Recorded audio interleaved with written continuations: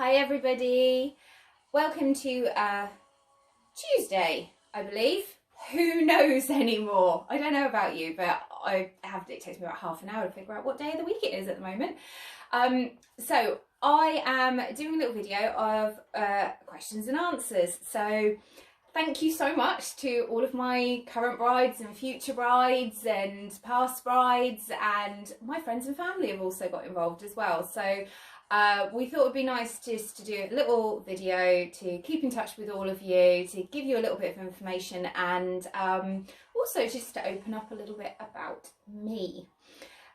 So one of the most common questions I get in real life is, what do you do? Most of you that follow us on Instagram will know me from being the person twirling in the showroom in dresses. I wish that was my full-time job and that's all I did, but there is an awful lot more to it. Firstly, I'm in charge of all the scheduling. I do try and match a bride with a stylist from a styling preference and also a personality perspective, because that's really, really important. So I try and get to know the brides from the information that they give me, establish what they want, and then just make sure that they have got the best person available to them for that appointment. One of my favourite things to do is to buy the new collections. There's nothing more exciting than seeing a photo, going to see it, and then going, yes, actually this is coming back to the showroom. I absolutely adore buying the new collections, and I'm really sad that our buying trip got cancelled this year. But the venue is currently being turned into a temporary hospital, so there we are. In addition to all of that, I also manage all of the orders for our brides. So I will, I'll be doing that on a daily or a weekly basis, just making sure that all the orders have been placed in time, everything's on track, and just monitoring the orders as we go along, just to make sure that we get everyone's dresses here on time. So that's my job very, very briefly.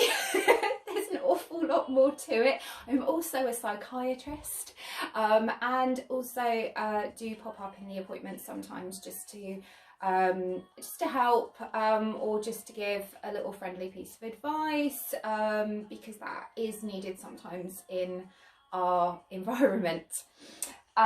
Next question. So what do you love about your job? I get this a lot actually. A lot of people do say, oh, you've got the best job in the world, and I say, yes, I know. We work in an environment like no other. It's a very emotional environment, and you get to hear the most beautiful love stories.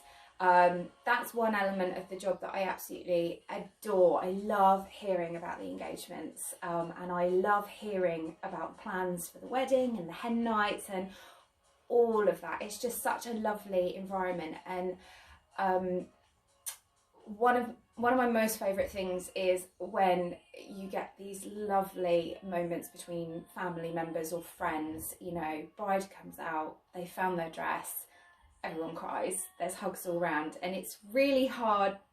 I fight back tears quite a lot. It's really hard not to go into that headspace with you all, but it's just such a lovely sense of job satisfaction, and there's nothing else like it in the world. And also buying, as I mentioned, so hearing the love stories, seeing the interactions, and also buying the stock. Those are my top three. One of you guys asked me, what's the worst part of your job? I think for me, I'm quite a positive person. I like good energy. So for me personally, the worst part of my job is negative comments, particularly negative comments given to a bride from their loved ones, you know, the mums, the sisters, their best friends. There's nothing more crushing to me than seeing a bride so excited, and there's like this light bulb moment in the fitting room. You haven't even done up the zip and they're like, oh God, I can't believe I found it and I feel amazing, and they can't wait to go out and show their loved ones.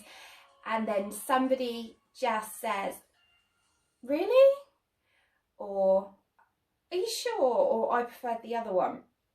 Now, that's great, and we're all entitled to our own opinion, and quite often I hear from guests, oh, I'm honest, she's bought me because I'm honest. But, you know, at the end of the day, we all get our wedding day and we all get to wear the dress of our dreams. So I think there's more diplomatic ways that people can go around giving their feedback sometimes. I tell all my brides, and this is true of every single bridal store ever in the world. When you walk down that aisle, if you don't look amazing, that bridal store is, you know, is not going to get any word of mouth, any good word of mouth. So it is in nobody's best interest to let a bride go to her wedding looking anything less than perfect. And, you know, brides watching this, you need to trust us. We want you to look the best. We want you to look as perfect as you possibly can and as close to your vision as you can. We're not going to let you look like a fool. It's one day and it's about 1,000 photos. The dress is important. So yes, I've digressed. Next question. Did you find it hard to pick your own wedding dress? Oh my God, yes. This is it here. It's not this. This is just one of my favourite Diana Grom dresses that I'm wearing today. I did find it hard to pick my own wedding dress, but that's because I broke a rule that I quite often tell brides that I then didn't follow myself. I made the monumental mistake of saying to my husband, to be my fiance at the time, what do you like? Show me pictures of what you like. And he came back with 100 pictures of very, very slinky, very, very tight crepe dresses. Now, I am by no means large. Okay, I'm a you know, a good high street size 10, but in a wedding dress I'm a 12 to 14. I do have a little pouch, and for me, the crepe dresses, every time I looked in the mirror, I could just see this. So having something plain and very, very, very close fitting to the body was not right for me. But I tried to make it work because I wanted him to, you know, just look at me and go, oh my God, you know, it's amazing. And she looks exactly how I pictured her too. Granted, I went for the shape, but I completely changed it up. I needed a full lace because full lace hides everything. You've still got that lovely shape, but everything is moulded and concealed. So yeah, I did try on about 50 dresses in store outside of opening hours, and drove myself crazy trying to do the vision that he'd given me. And actually, it's the worst thing to do. You can only be true to yourself. So top tip, everyone. Final question, because this video is getting really, really, really long. What advice would you give to brides-to-be coming in? Wow, oh my God, there's so much. So firstly, budget. Know your budget, and make sure if you're bringing other people, they know your budget too.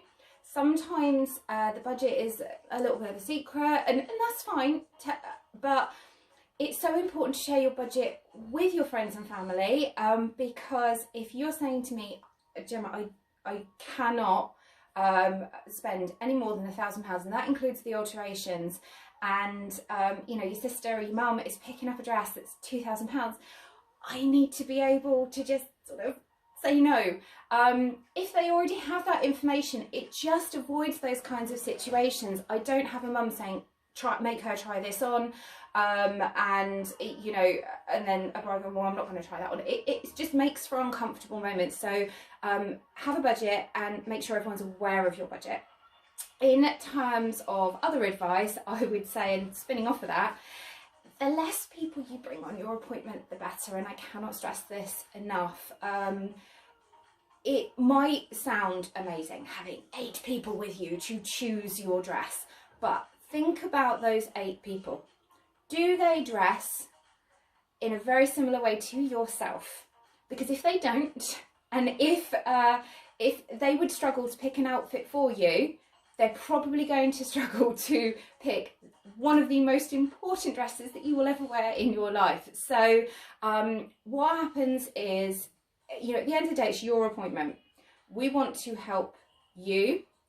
So when we have 6 to 8 to 10 people all saying, try this on, try this on, try this on, try this on, well, that's great. We've just played dress up with their fantasy for yourself, but actually we're missing opportunities for you to give us feedback to find the one.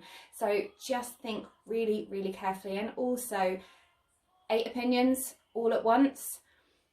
We've all got different tastes, and that's what makes the world a beautiful, beautiful place to world to live in.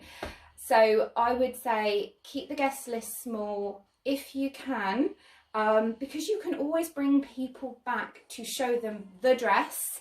They don't necessarily need to be part of that process to start with. My other piece of advice is trust your heart. Not everybody bursts into tears. Not everybody gets this magical light bulb moment. It can happen, and if you cry, that is absolutely your dress, and just stop fighting it and order it. But some people don't ever get that, and that's okay. Some people didn't cry when they were proposed to. Some people don't cry at, you know, sad films. Some of us just aren't criers, and some of us that aren't criers do cry at the most bizarre things.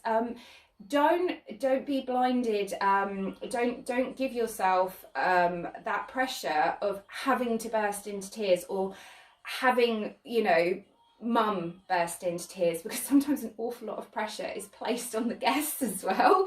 When the brides are coming out, say, well, you're not crying. Well, you're not crying. Oh, this is rubbish. You know, I want more. I want extra. I want more of a reaction. Well, do you know what, guys? Come on. Let's be realistic. Let's not put unrealistic expectations on. So, yeah, I don't know what my point is now, but not everybody cries. The other top piece of advice is, I would say, take photos. Take photos, but take videos. Videos are so much better. You get to see the flow of them and how heavy or light they are. You can also sort of catch the light when you get up close of any sequin details. Videos are really, really good, but trust the mirror. Have you ever done your makeup and looked in the mirror and like, yeah, and then you take a photo and you're like, well, that's because camera phones, they're great for what we want them to be, but they're not a professional wedding photographer. So use those as a recap, but after you've chosen your dress, get rid of all of the photos. You want to keep that dress as special in your mind as you possibly can. Think of it, the first time you buy a new outfit, first time you wear it, you feel $1 million. Second time you wear it, you feel good. Yeah, you know this, you know, you got loads of great comments last time, but you don't feel as special as the first time. So imagine repeatedly looking at a picture of your wedding dress. You don't want to get sick of it. You want to keep it precious up here. You want to try your wedding dress on, ideally 3-4 times maximum. The time that you choose it, maybe the time when you come back to get measured, and then twice 3 fittings.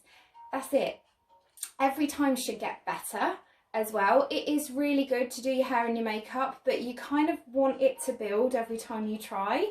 If you feel amazing in a wedding dress that doesn't fit, that isn't necessarily the right colour, and you haven't done your hair and makeup, just think how amazing it's going to feel that when you've got all those elements in place. So I would say take the photos, they're a good reference, but then get rid of them. The other thing is as well, accidents can happen. People can accidentally share. You do not want anybody seeing it. And that's my other thing as well. Keep the wedding dress a secret if you can. How good are we at keeping secrets, really? really and truly, you are never going to get a first reaction again. Keep as many people in your congregation, you know, flabbergasted and in awe of your look. If everybody knows that you're going to come out in a huge ball gown, they're going to be expecting it, and yeah, you're going to go, oh, but it's not as much as that anticipation where people are going, oh, what's so-and-so going to wear? Oh, I think she's going to go for a slinky. I think she's going to go for a mermaid. Oh, no, she's going to be a massive dramatic ball gown. Do you know what? Let them play that game in their mind, because when they see you, those faces and the photographers can capture these moments. Don't do yourself out of an amazing photo. So keep it secret, keep it safe, as they say in Lord of the Rings. Okay. I'm going to do some more question and answers tomorrow. I might try and keep the video a little bit shorter, but if any of you have got any more questions for me, or the bridal industry, or styling, or what's good to wear, what's not good to wear, what the coming trends are, or anything bridal related, please, then drop me an email or send me a message on Facebook. It's been great chatting to you guys. I hope you're all well and safe, and look forward to catching up with you soon. Mwah! Take care. Bye bye.